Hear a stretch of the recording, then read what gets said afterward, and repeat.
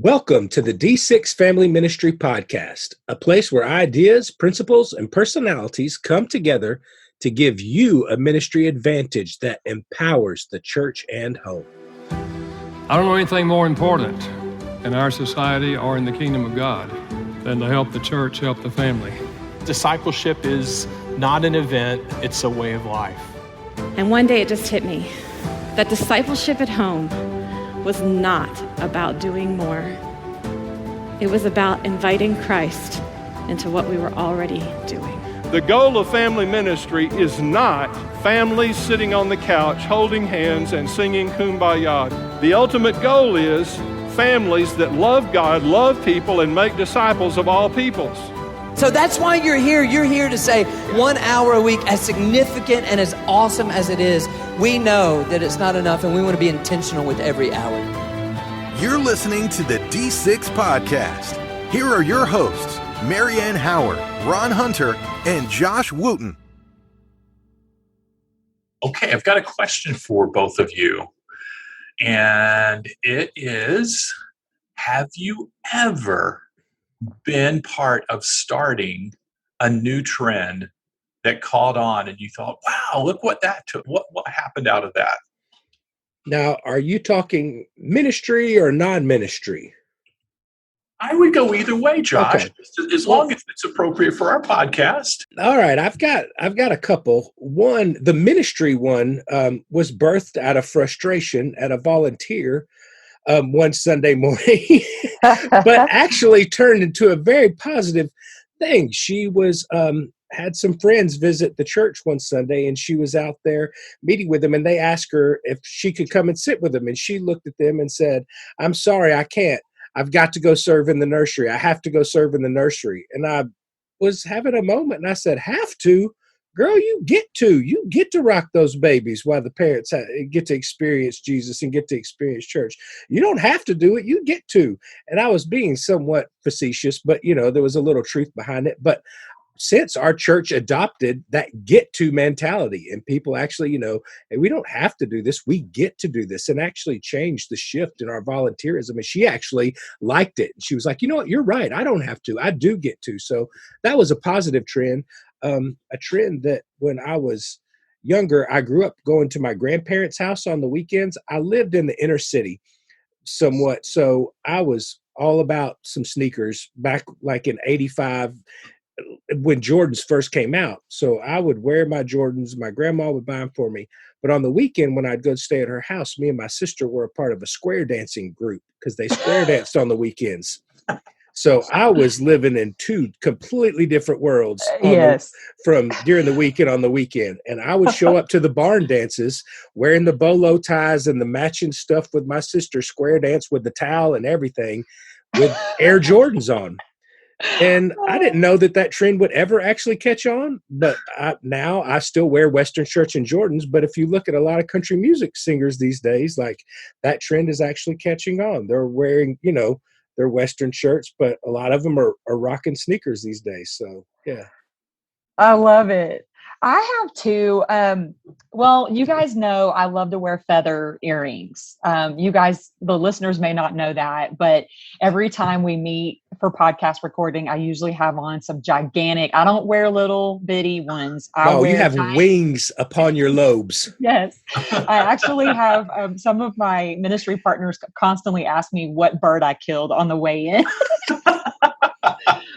So that's kind of my trend. I don't know if anybody else is into it, but it's my thing. It's kind of my little trend setting. I got to add a little edge to the vibes. I'll tell you a trend I hated when I saw it, but I totally caved and joined it, was the skinny jeans with Uggs. I will never forget when I saw that thing going down. I was like, I will never do that. I will never do skinny jeans and Uggs. And ladies, you know what I'm talking about. Okay, guys, you may not, but ladies, you know what I'm talking about. But I'm going to tell you this. My Uggs are the greatest pair of shoes ever made, okay, by the Lord Jesus. They are fabulous. I've totally caved. I've joined the trend that I thought I would never join. I can't wait for it to get cold enough in Texas to pull my Uggs down. They're my favorite shoes ever. From a ministry standpoint, I started, there were 10 girls in my community that were just looking to be discipled and were hungry for it. And so I invited them into my home and cooked them dinner. And we studied God's word together. None of them went to school together. And so it was just this remarkable thing, koinonia, as scripture mentions, a biblical community from Acts 2. And what started with 10 girls launched into 60 girls and their mothers sitting in my home somewhere. Wow. And it turned into this remarkable ministry that I was so thankful that God allowed me to have a front row seat to. The senior adult ladies in my church began to cook for my ministry, and because it was just growing at such a rapid pace that they just wanted to pour and invest. And so they would cook chicken and dumplings and bring it by. And it was just this incredible, unique, multi-gen ministry opportunity that blew into something that I had no idea that God was going to do something that remarkable in my city. So I'm so thankful for the opportunity, and it took off, and it's changed lives. And I've gotten to disciple women from when they were 14, and now they're mothers. And so getting to watch young women transform from a junior high girl into now mothers themselves is just a remarkable thing. Wow.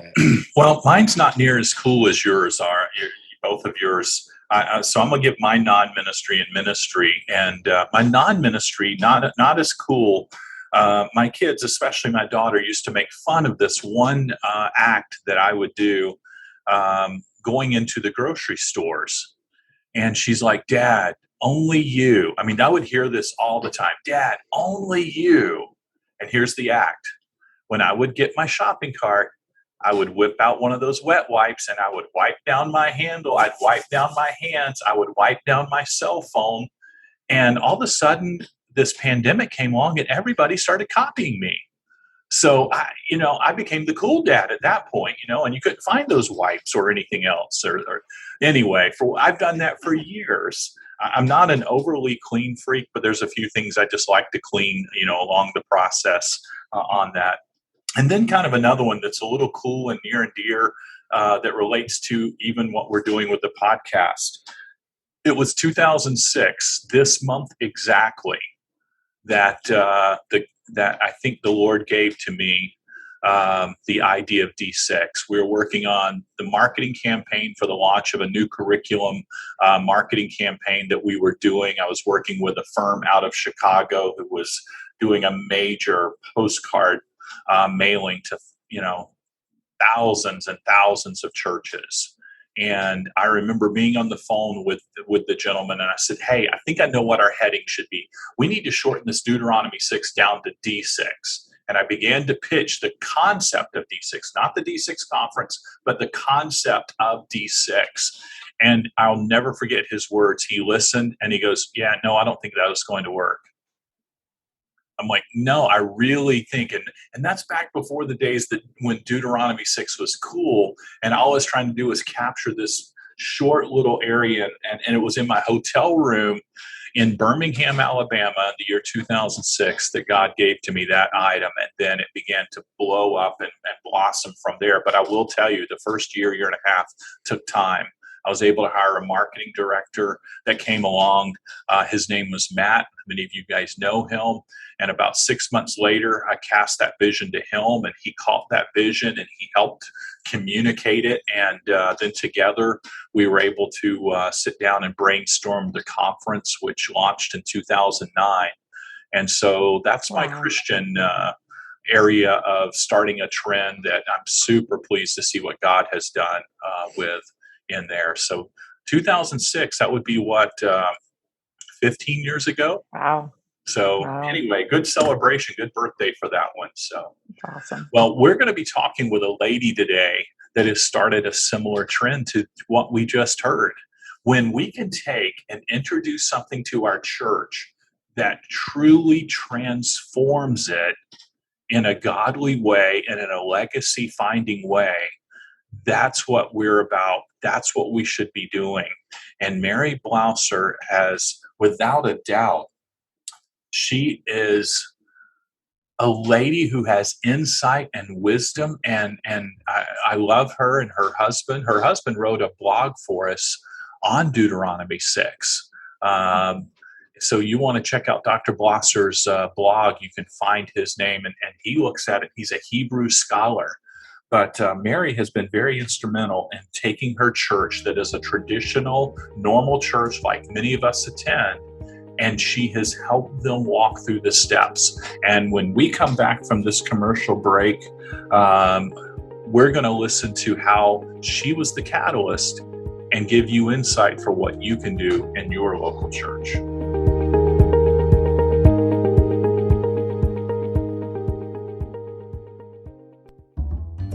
Are you looking for a way to equip families to do discipleship in their own homes? D6 Everyday offers a new at-home bundle option so you can reach families where they are.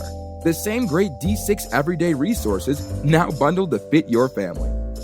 D6 Everyday at-home bundles are a great way to promote discipleship at home, especially during COVID-19 restrictions. Many churches and small groups are not gathering for worship or discipleship training, but you can resource them with teaching helps for the parents and devotion magazines for every member of the family, or about the cost of a Chick-fil-A meal. For more information, visit d6everyday.com.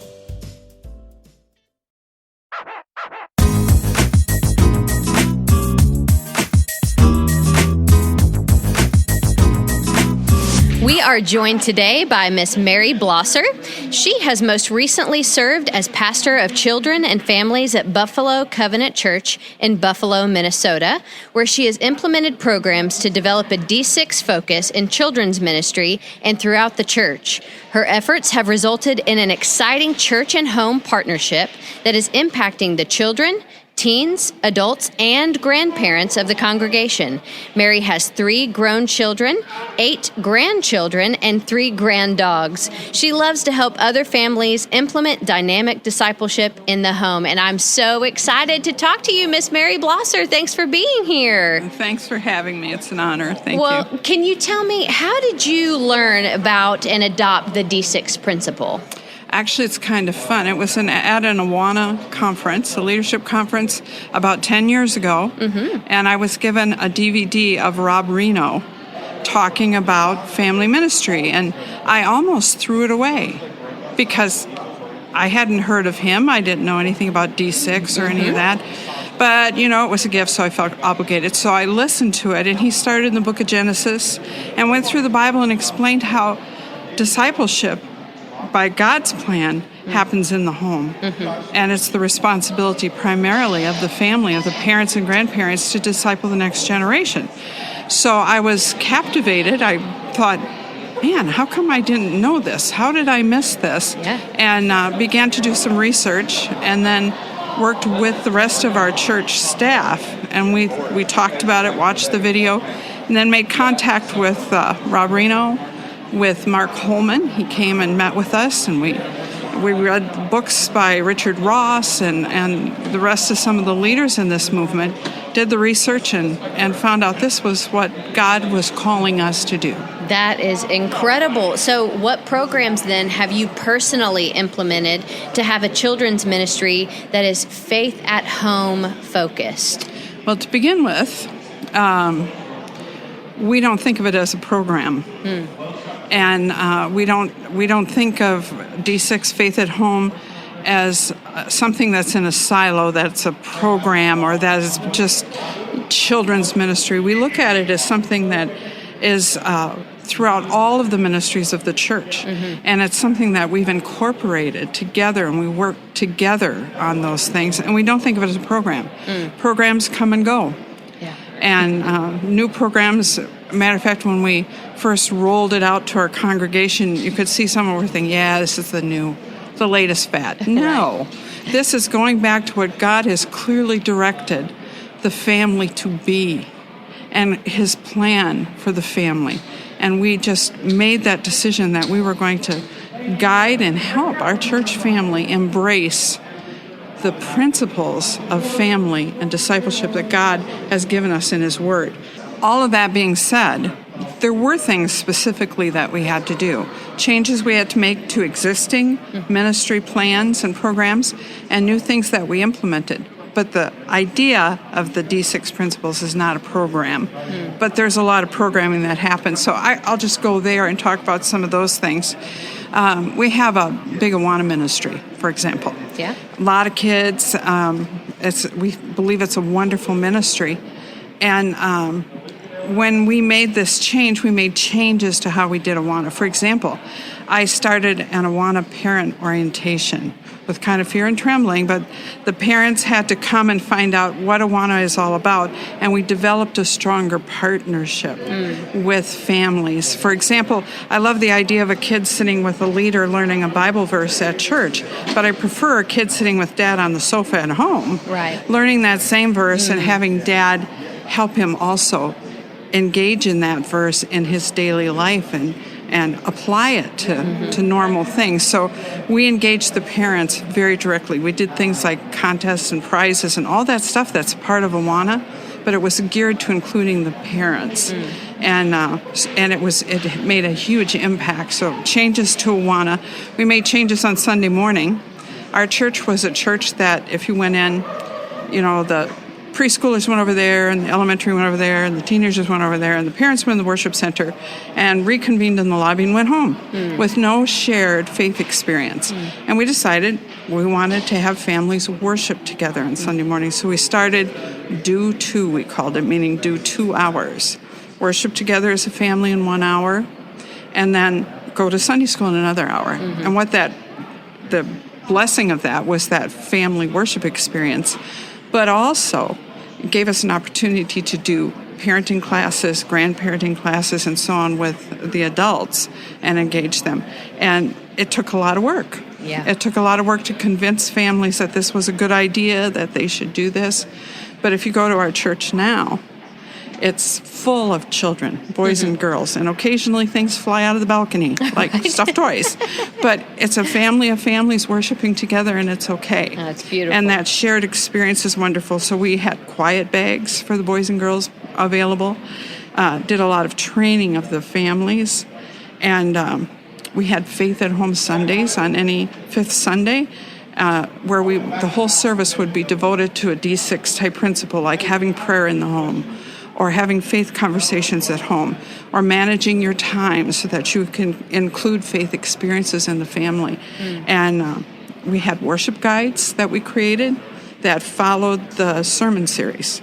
So once a month you picked up the worship guide, and it would have discussion questions that were appropriate for different ages, some activities, games, and so on, to incorporate the family together in the topic of the sermon. We found that Sunday morning is important. That's when you have everybody's attention. Absolutely. So if we were going to challenge families with the importance of their discipleship in the home, Sunday morning was the time to do it. I love that word partnership that you use. Yeah. Isn't that beautiful? And a couple of times you have said the word impact. What would you say the impact has been on your local church after implementing these things? Well, that's fun because, for example, in Awana, anyone who's familiar with Awana will understand what I'm saying.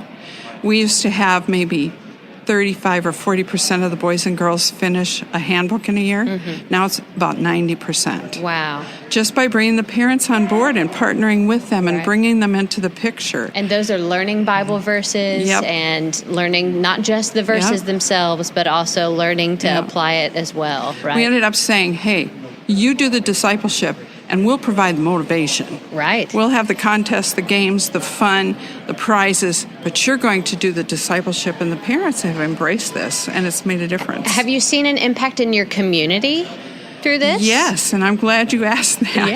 Yeah. During the pandemic, it's been kind of interesting because all around our church, many churches closed, of course. And when our church reopened, a lot of our families have invited other families. A lot of our boys and girls have been strong testimonies. Our families are strong testimonies to what God can do in a home. That's awesome. And so our church is growing, even during the pandemic, as our families share their faith and their confidence, even during the pandemic. and other families say, we'll come. We want to come see what's going on. What is this? What is this faith at home thing you got going on? And it's been exciting to see that. As a matter of fact, 3 weeks ago, we had the highest Awana attendance in the history of our church. Amazing. How in the world, though, did you get all of the volunteers and all of the ministry leaders to buy in to adopting these principles? It is a challenge, and it is for me, it was a change of my perspective. I used to say I'm a children's pastor. I disciple boys and girls, and now I say I'm a children and families pastor. I partner with parents in the discipleship of boys and girls, and to encourage our team of volunteers, we had to share all the information that we were learning as staff. Absolutely. We invited Mark Holman in, and he did what we called a summit for all of our lay leaders, our elders, our deacons, Sunday school teachers, youth leaders, and so on. And we spent a whole Saturday talking about what this vision is. What does it mean? How would it change things? What has to change? And they got on board. They came along, and they've been fantastic. But we learned that there's 4 steps to this. And it was true with our staff. It's true with the congregation. First, challenge them. We have to explain what the Bible is asking families to do. So challenge them with a biblical pattern. But then it would be unfair to challenge them and not train them. Right. So then we have to offer training to the volunteers, to the staff, to the parents, to the families. And then there's no good training them unless we equip them. We have to hand them the tools they need to do the job that we've challenged them and trained them to do. So everything from fun games and activities and object lessons and prayer guides and worship patterns and all those kind of things. So we hand them the tools, and then fourthly, encourage them. We have to come alongside and constantly remind them that this is God's plan for their family, and God is doing great things through this, and share testimonies with them. But our whole entire congregation came on board, and it's been exciting to see what God can do in that situation. That's wonderful. So can you speak to those church leaders who are trying to make the decision here? Maybe they're considering adopting the D6 model. Why would they choose D6 over others? What we discovered is we did a lot of research, because when we first encountered this idea, and we did a lot of reading, a lot of research, and a lot of study, and a lot of prayer, and we saw God has a plan for the family. Why would we try to improve on what He has given us in His Word? And what He said is that the primary responsibility in the discipleship of the next generation rests with parents. Now, when the church partners with parents, grandparents, and families, that is a beautiful thing. But we can't just say, oh, we need to include parents in what's going on over here in the church and just increase the amount of activity happening at church. No, we need to reduce the amount of activity at church and go over here and encourage and train and equip parents to do what God has called them to do. And D6 is all about that. D6 is all about helping families take on that God-given responsibility, which is the most certain way to success and discipleship of the next generation. Absolutely. So what do you have to say to that church leader who is wanting to adopt the D6 model, but maybe they don't have the volunteers, or maybe they just feel defeated, or they're just beginning the transition? What is your piece of advice for them? How can you encourage them where they are? Yeah, I would say a couple of things. One is you need to get the whole team on board. And to do that, you may have to bring in someone who can kind of coach and mentor you through that process. And there are plenty of ways to do that. Find someone who can help you figure it out and get started and kind of launch it. I think that would be helpful. It's a long-term project, and it has to be done as a team. It's not something done in a silo here or a silo there. This is something that should be foundational within the ministry of your entire church. It takes time. I would strongly encourage doing a survey. Our first survey we created ourselves. Then later we used Mark Holman's surveys. They're affordable. They're very effective. You can find those at faithathome.com. And get a baseline so that you can see what's going on in the homes of your families and evaluate where you need to put the effort and what needs attention. But pray, ask God for wisdom, and then follow his leading. I love that. You have talked a little bit about some resources. Do you have any other resources that you would like to suggest to children's ministry leaders? Yeah, one of the ministries that we did is Milestones. And we called them Milestones before we know about anybody else's milestones. Right. But it's a parent with kids seminar, one for each age. Okay, great. And through elementary school and then now into high school as well. And those milestones were really important and really helpful in training parents. It looks like they're for the kids because there's fun things and fun interactive activities and so on. But it's for parents to train them, to equip them, to hand them the take-homes that they need. And those milestones that I created are available online. Okay. And you can go there and look at them, research it, download it. It has all my notes, PowerPoint slides, printable resources. And what was that website? It's called faith-milestones.com. Okay. Yeah, all right. faith-milestones.com. Well, be sure to check out that resource. Obviously, check into D6 and see if you think that is a great fit for you and for your church. Reach out to some resources, to people who might be willing to coach you along the way. But Mary, thank you so much for all of your insights and for sharing with us today. We hope you church leaders and children's ministry and family ministry leaders see D6 as a great resource for you. We would love to partner with you, not just for us, but for you and for the sake of the gospel. We believe in discipleship here, and we believe in intergenerational discipleship. And Mary, thank you so much for sharing your experience, and obviously that's what's going on in Buffalo, Minnesota. Thank you.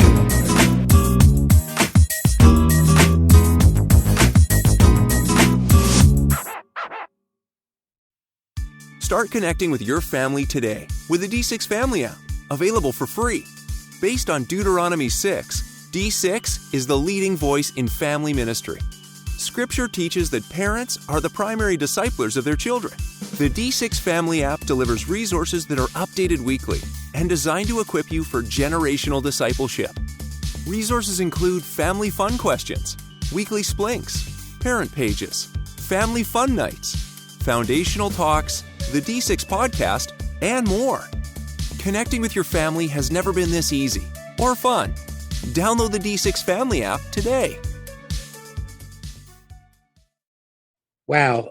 Listening to that podcast gave me such encouragement that I'm not alone, as I have been through that process. And it's nice to hear other people's experience as they try to make the shift in their church to family ministry. You know, I was a part of an older church that had to do that. And she brought up a couple of really key points that I'm glad somebody took and brought to me in the onset. And if you are in that process, I would say even go back if you did not take notes and take some notes, because there's some jewels that she left along the way that will save you some heartache and pain along the way.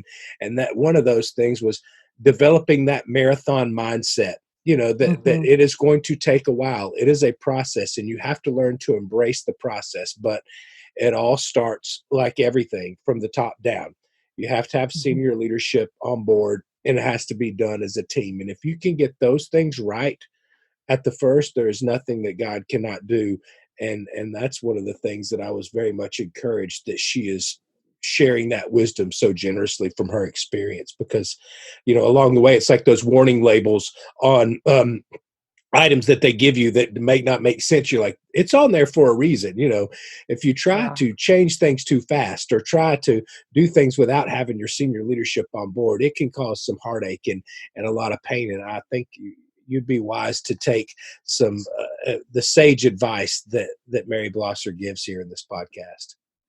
Well, when you lead people into change, almost every time people have to first realize they have to change. In other words, I don't want to change until you tell me, you show and point out to me why, or what's the urgency, or, you know, what's wrong with the way I am now. I really like the way I am now. And she mentioned surveys, and there are several that are easily accessible that you can take to your church. We've got one that's free at D6. You can download it. It's at d6family.com/DNA, and it's a church health assessment. She mentioned the Faith at Home. It's a really good one. And Mark Holman did that one, and you can go find out about it, and they will follow up and walk you through it. But I would strongly recommend some type of survey to help people realize they need to change versus you trying to be that lone voice going, hey guys, hey ladies, this is where we need to go. And they're like, but why? We're good where we are. This is the way our parents did it. It's the way our grandparents did it, blah, blah, blah. So urgency can be created with the help of a survey. Absolutely. I was really challenged by the language. She used partnership and impact. And she said, the church provides the motivation and the families do the discipling. And that just recenters all of us, that just reminds us and kind of redirects our purpose and vision. Our church mindset and our strategy and our focus is to provide motivation. That's why we exist, is to motivate families to step into their God-given role. That's the language that she used. And then she gave us those 4 practical steps to challenge them, train them, equip them, and encourage them. Wow. I mean, that's just, it doesn't get any more practical than that. There's a step-by-step guide for ministry leaders and volunteers and parents. Challenge, train, equip, encourage. That's just so good. That's a great roadmap. Thankful for her wisdom. Here's a comment she made that wasn't even meant to be training, but I hope everybody caught it. She says her church grew through the pandemic. Yes. Did you catch that? We've grown through the pandemic. Now I can tell you, we at D6 in Randall House, our team is on the phone with, hundreds and thousands of churches, on a regular basis. And one of the items that we noticed through the pandemic is that the people who already had discovered and was practicing family ministry, they didn't miss a beat. They continued their development process, whether they were using our at-home bundles, they were using devotional magazines, whether or not they weren't scrambling for answers because it was already built into the fabric of their church. One of the things that I have said for years, then she alluded to in this, but sometimes as a church, and I think the pandemic really exposed this, but sometimes we can over-program to the point that we become anti-family. Yeah. And expand on that, Josh.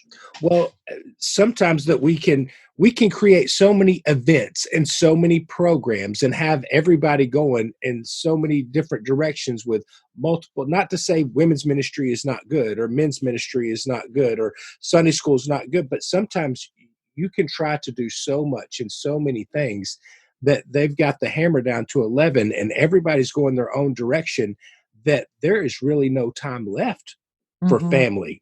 If we're expecting them to be at these men's events, women's ministry events, Sunday school, small groups, Wednesday night, Sunday night, it becomes like, where is there time left? As we as a church, have we built in time for families to actually spend? One of the things that, like I said, with the pandemic, we were forced, and thankfully we were kind of there, but it was a good spot to go, hey, here you go. Here's some things for you to do on Wednesday nights. Since you're not meeting at church, do this as a family. And I've known several churches that haven't started back certain programs because they realized, hey, our job is to, like she said, resource the parents to be the primary disciple makers. And so working smarter and necessarily not harder. Yeah, I like that, Josh. That's the big deal. She said something like this, not just include the parent, but partner with the parents of the grandparents. I like your paraphrase to complement hers, not just programs, but partnerships. Yeah. I think that would be a good mantra for our listeners moving forward, not just programs, but partnerships. How do we equip?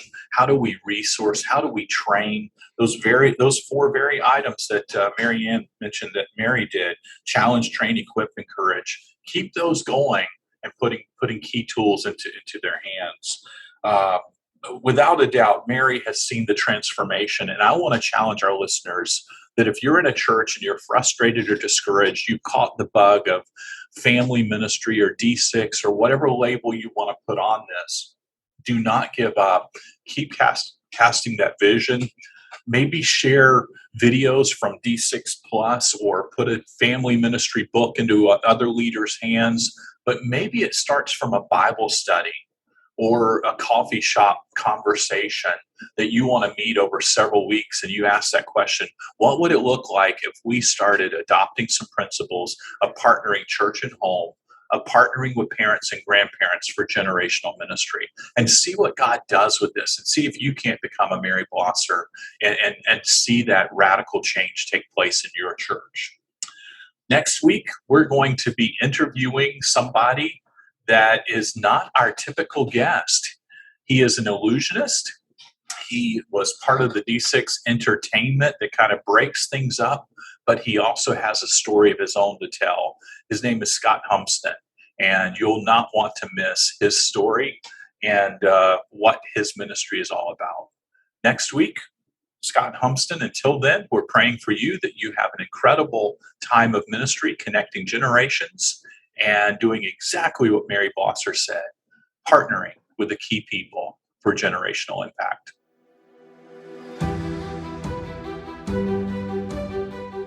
You've been listening to the D6 Podcast. You can learn more about D6 at d6family.com.